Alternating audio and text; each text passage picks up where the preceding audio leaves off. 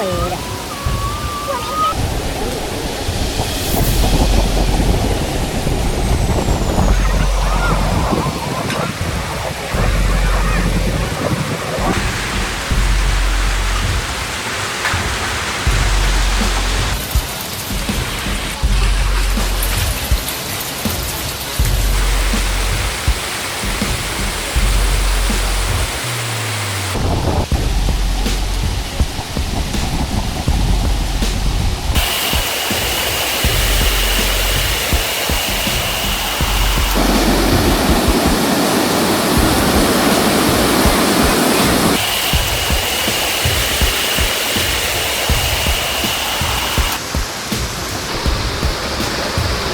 下冰雹啦！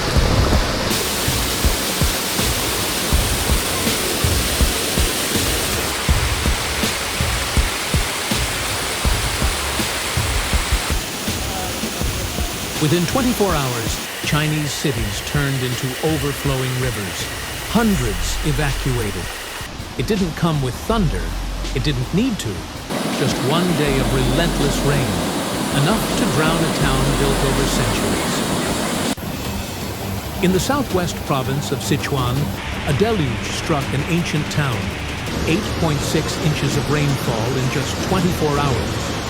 The kind of downpour that buries rooftops, not just roads. The flash floods surged without mercy, tearing through alleyways, smashing down doors, and swallowing homes whole. According to state broadcaster CCTV, 446 residents were forced to flee. Many had no time to grab anything, just run, barefoot, soaked, terrified. It moved like a tsunami, without any warning. This wasn't just a rural emergency. In neighboring Chongqing, one of China's largest municipalities, disaster struck again. The banks of the Yangtze River erupted under pressure, unleashing a wall of muddy water that roared through towns. Streets didn't just flood, they disappeared. Stores were gutted. Power lines twisted and fell. Within minutes, entire neighborhoods were underwater, and there was nothing anyone could do to stop it. It moved like a tsunami, without any warning. This wasn't just a rural emergency. In neighboring Chongqing, one of China's largest municipalities, disaster struck again. The banks of the Yangtze River gave way under immense pressure, unleashing a surge of water that tore through entire towns. Streets didn't just flood, they vanished. Power lines snapped. Storefronts collapsed. By the time it ended, whole neighborhoods had been erased from the map. Just when it seemed the worst was over, the storm pushed further east. In Hejiang, the destruction repeated. Rising waters swept through communities already on edge, reinforcing a terrifying pattern. No region appears safe anymore.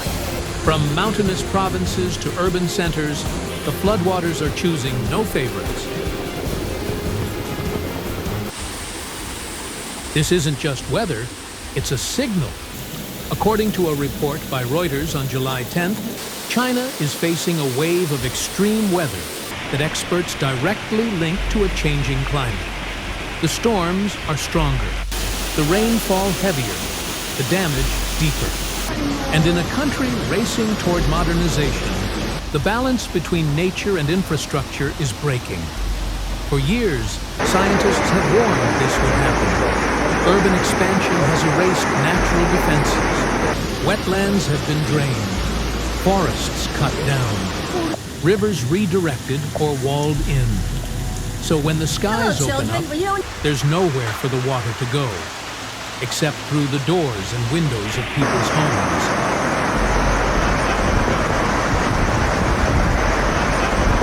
The floods now move like weapons, fast, destructive, and indiscriminate. State broadcaster CCTV aired scenes from Shangluo on July 9th that showed the scale of the disaster. Entire cars floating like driftwood. Parents wading chest-deep in muddy torrents, carrying children and rice bags. From above, the towns looked less like communities and more like lakes with rooftops.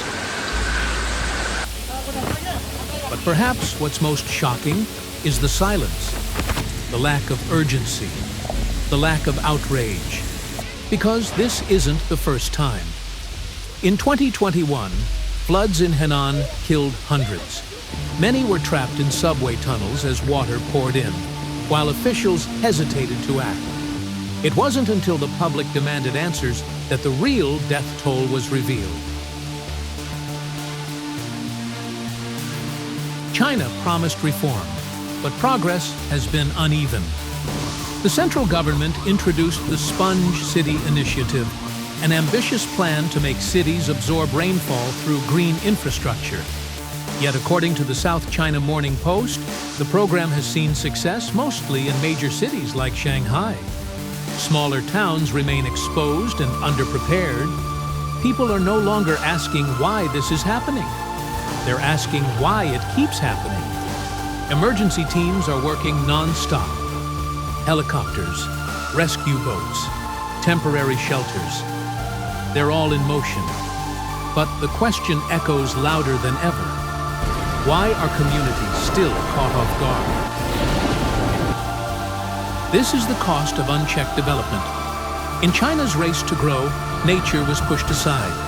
Hills were leveled, rivers re-engineered, trees removed in the name of progress. But nature has a memory, and now it's striking back. Today, it's Sichuan and Chongqing. Tomorrow, it could be anywhere.